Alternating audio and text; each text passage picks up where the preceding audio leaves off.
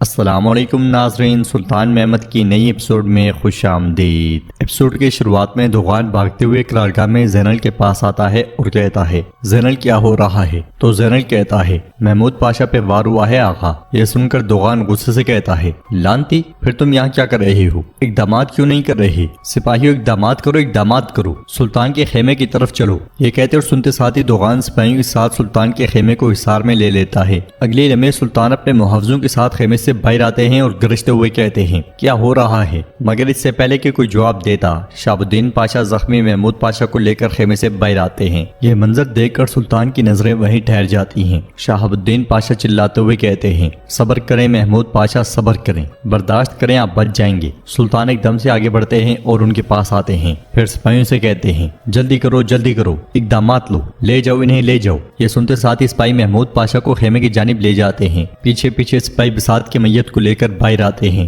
یہ منظر دیکھ کر وہاں پہنچنے والے علی بے کہتے ہیں بساط بساط میرے بیٹے، مگر سپاہی نہیں رکتے اور میت کو لے کر چلے جاتے ہیں۔ اگلے منظر میں شفا خانے میں محمود پاشا کا علاج چل رہا ہوتا ہے۔ سلطان انہی کے پاس کھڑے ہوتے ہیں۔ علاج کرنے والا لطفی کہتا ہے بہت زیادہ خون بہہ رہا ہے، جڑی بوٹی کہاں ہے؟ یہ سن کر سلطان تیزی سے آگے بڑھتے ہیں اور ایک حکیم سے جڑی بوٹیاں لے لیتے ہیں۔ شہاب الدین پاشا کے پاس کھڑا اسحاق سلطان سے کہتا ہے میرے سلطان، اللہ رب العزت شہاب الدین پاشا سے راضی ہو، وہ عین وقت پر پہنچے، معاذ اللہ وہ تھوڑی دیر بھی لیٹ ہوتے تو میری زبان کہنا بھی نہیں چاہتی۔ سلطان آگے بڑھ کر شہاب الدین پاشا سے پوچھتے ہیں کس نے کیا یہ؟ مگر ان کے جواب دینے سے پہلے یوسف خیمے میں داخل ہوتا ہے اور کہتا ہے یہ خنجر محمود پاشا کے خیمے سے ملا ہے۔ پھر خنجر پر سے کپڑا ہٹا دیتا ہے اور کہتا ہے کرمان اوغلوں کا خنجر۔ سلطان اس سے کہتے ہیں تم کیا کہہ رہے ہو؟ سب حیران و پریشان ہو جاتے ہیں۔ باہر علی بے اور بالی بے بہت غمگین بیٹھے ہوتے ہیں۔ اسی لمحے مصطفیٰ ان کے پاس آ کر کہتا ہے فساد کا جنازہ خیمے میں ہے، جنازہ صبح کی نماز کے بعد ادا ہوگا۔ مصطفیٰ کو بھیجنے کے بعد بالی بے علی بے سے کہتے ہیں اپنے آپ کو اذیت نہ دیں علی صاحب، آپ کا کیا قصور ہے؟ تو علی بے کہتے ہیں میں وجہ بنا، اگر میں نے اسے محمود پاشا سے ملنے کو نہ کہا ہوتا۔ تو بالی بے کہتے ہیں آپ مقدر کو نہیں روک سکتے، آپ اپنے آپ کو تکلیف میں نہ ڈالیں۔ علی بے کہتے ہیں میں خود کو کیسے تکلیف میں نہ ڈالوں؟ یہ جانباز 9 پہاڑوں کے بھیڑیے اور 7 خطوں کے شیر ہیں، کوئی کراتولہ رکنجی آسانی سے پروان نہیں چڑھتا۔ برائی اور غداری نہ ہو تو کون انہیں مار سکتا ہے؟ کون ان کا مقابلہ کر سکتا ہے اور ایمانداری سے ان کو شکست دے سکتا ہے؟ بغیر کسی جال میں پڑے اتنی آسانی سے کون ان کی جان لے سکتا ہے؟ بالی بے کہتے ہیں لشکر گاہ میں کوئی غدار ہے آپ یہ کہہ رہے ہیں؟ آپ اکنجیوں کی شان اور جانبازوں کے سردار ہیں، آپ غم میں غرق ہوں گے تو ہم بھی ڈوب جائیں گے، اس لیے آپ ثابت قدم رہیں۔ آپ سے ملکوچ اوغلو بالی سردار کا وعدہ ہے، اگر کوئی غدار ہے تو اسے ڈھونڈنا، اس کا سر دنیا بھر کے لیے عبرت کا نشان بنانا میرا فرض ہے۔ لیکن محمود پاشا کے خلاف بساط کی رنجش کا آپ خود اپنی آنکھوں سے مشاہدہ کر چکے ہیں،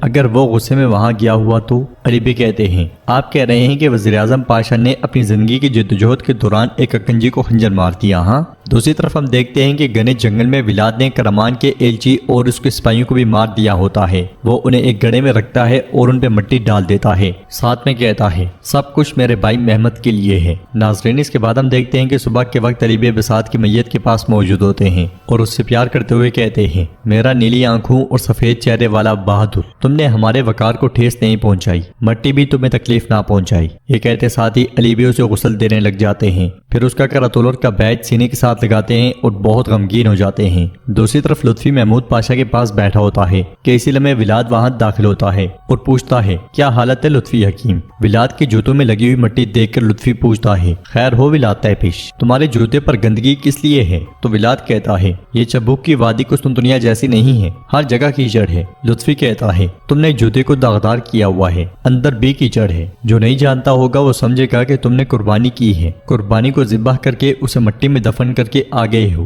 دیکھو تمہارے ہاتھ بھی ابھی تک خون آلود ہیں، کیا تمہاری قربانی آپ قبول ہوگی؟ نہیں، کیونکہ شیروں کی قربانی نہیں کی جا سکتی۔ لطفی کی باتیں سن کر ولاد پریشان ہوتے ہوئے پوچھتا ہے اچھا تو بکری کا کیا ہوگا؟ مجھے اپنی گردن کاٹنے پہ مجبور نہ کرو لطفی۔ جواباً لطفی کہتا ہے تم میری گردن نہیں کاٹ سکتے کیونکہ سلطان مجھے پسند کرتے ہیں، تم صرف مجھ پر پیٹ سے وار کر سکتے ہو تاکہ میں تمہارا چہرہ نہ دیکھوں اور تمہاری اطلاع دینے کے لیے زندہ نہ رہ سکوں۔ ولاد کہتا ہے تم کیا اندازہ لگانے کی کوشش کر رہے ہو لطفی؟ کیا محمود پاشا کو میں نے مارا؟ جواباً لطفی کہتا ہے اللہ جانتا ہے، یہ تو بیدار ہونے کے بعد محترم پاشا خود ہی بتائیں گے۔ ولاد پوچھتا ہے کیسے؟ تو لطفی کہتا ہے جب پاشا نماز پڑھ رہے تھے تو ان کی ذرا بھی عین ان کے سامنے تھی، انہوں نے اس ذرا کے عکس میں دیکھا، چونکہ پاشا نے نماز نہیں توڑی تو اس لیے اندر داخل ہونے والا کوئی واقف کار ہی ہوگا۔ غدار نے خنجر سے وار کیا لیکن بساط کے آنے سے وہ اپنا کام مکمل نہیں کر سکا اور بھاگ گیا۔ یہ سن کر ولاد کہتا ہے اندر ذرا نہیں تھی تو لطفی ایک دم سے کہتا ہے تم پکڑے گئے ولاد تیپش۔ خیمے کے اندر داخل ہونے والے سلطان ایک دم سے پوچھتے ہیں تمہیں کیسے پتا چلا کہ اندر ذرا ہے یا نہیں؟ سلطان کو دیکھ کر ولاد کے پسینے چھوٹ جاتے ہیں۔ وہ کچھ کہنے لگتا ہے کہ سلطان اس سے کہتے ہیں یہ حساب کا وقت ہے ولاد ڈریکولا۔ سلطان خنجر بھی اس کے سامنے کر دیتے ہیں تو ولاد بول پڑتا ہے میں نے سب کچھ تمہارے لیے کیا، سب کچھ۔ سلطان خنجر اس کی جانب موڑتے ہوئے کہتے ہیں تم ایک غدار ہو، ایک قاتل ہو۔ تو ولاد کہتا ہے میں قاتل ہوں لیکن جس نے غداری کی وہ تم ہو۔ میں نے تمہارے لیے جو کچھ کیا ہے وہ اب دیکھو، اب دیکھو۔ یہ کہتے ساتھ ہی ولاد خنجر نکال کر سلطان پہ حملہ کرتا ہے مگر سلطان باکمال انداز میں اس کا حملہ روکتے ہیں اور اپنا خنجر اس کے گلے پہ تان لیتے ہیں۔ اگلے ہی پل سلطان اس کا گلا کاٹ ڈالتے ہیں۔ ولاد کی گردن سے خون کا فوارہ پھوٹ پڑتا ہے مگر یہ سب ولاد کا خیال ہوتا ہے۔ سلطان تو خیمے کے اندر آئے ہی نہیں۔ ولاد کو سوچ میں پڑا ہوا دیکھ کر لطفی کہتا ہے ولاد ایسے کیا دیکھ رہے ہو؟ غدار نے جب خنجر سے حملہ کیا تو بساط آ گیا تو وہ اپنا کام مکمل نہیں کر سکا۔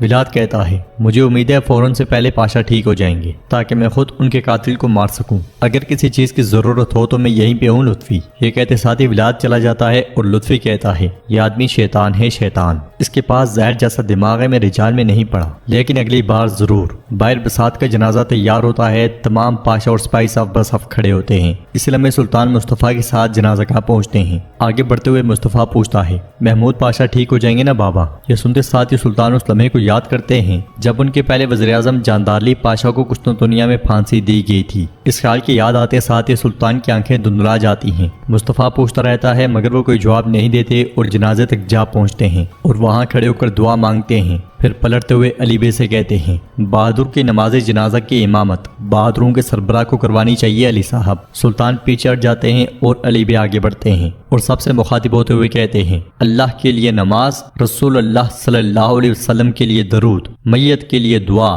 ہمارے سامنے کھڑے امام کے اقتداء میں اس جانے والے شخص کے جنازے کی نیت سے اللہ اکبر۔ ایک طرف کھڑا ولاد یہ سارا منظر دیکھ رہا ہوتا ہے اور پوچھتا ہے شامل سردار اور اکنجی کہاں ہیں؟ کیا وہ نہیں آئی؟ دوسری طرف ہم دیکھتے ہیں کہ شامل بے کرتولروں اور اکنجیوں کے ساتھ جنگل میں گھوڑا دوڑا رہے ہوتے ہیں۔ کنتورالی، کرکت اور بساط کے باقی ساتھی اس کی شہادت سے بالکل لا علم آگے بڑھتے ہی چلے جاتے ہیں۔ جنگل سے صحرا، صحرا سے ساحل سمندر، گھوڑے نہیں تھکتے اور بھاگتے ہی چلے جاتے ہیں۔ پورٹس میں آگے بڑھتے ہوئے یورگو کومینوس سے کہتا ہے دراوین کے سورما ہر طرف بکھرے ہوئے ہیں۔ تو کومینوس کہتا ہے یہ ہمارے شہر کی حفاظت کر رہے ہیں، تمہیں کیا پریشانی ہے؟ یورگو کہتا ہے عزت مآب کیونکہ یہ اس کی حفاظت نہیں کر پائیں گے تو ہمارے لیے ہی درد سر بن جائیں گے۔ کومینوس پوچھتا ہے کیسے ہوگا؟ تم کہہ رہے ہو کہ ہمارا شہر پہلے ہی ولاد کی وجہ سے آزاد ہو جائے گا۔ جواباً یورگو کہتا ہے عزت مآب اس میں ذرا برابر بھی شک نہیں ہونا چاہیے، وہ مقدس امانتوں کے لیے دیوانہ ہو رہا ہے۔ کومینوس کہتا ہے لیکن ابھی تک کوئی خبر نہیں آئی۔ یورگو کہتا ہے سلطان محمد کو اپنے فیصلے سے پھیرنا اتنا آسان کام نہیں ہے، وہ یقیناً کچھ بڑا کرے گا۔ کومینوس کہتا ہے ہم نے اسے مقدس امانتوں کا آدھا حصہ دے دیا ہے، اگر اسے یہ پتا چلا تو پوپ ہماری مدد کرنا چھوڑ دیں گے۔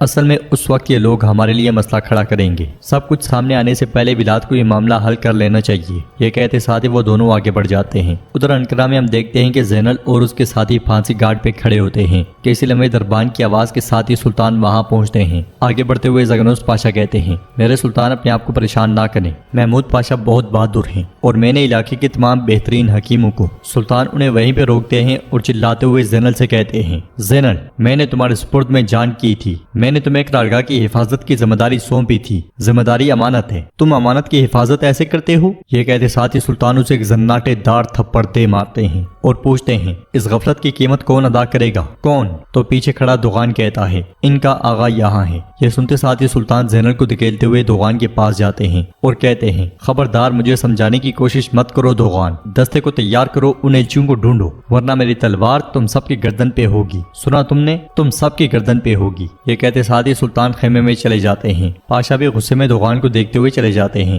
اور زینل دوغان کی جانب دیکھتے ہوئے شکریہ ادا کرتا ہے۔ اس کے ساتھ ہی ناظرین ایپیسوڈ بھی اختتام پذیر ہوتی ہے۔ ویڈیو پسند آئے تو لائک کر دیں، شیئر کر دیں، سبسکرائب نہیں کیا ہوا تو سبسکرائب کرنے کے ساتھ ساتھ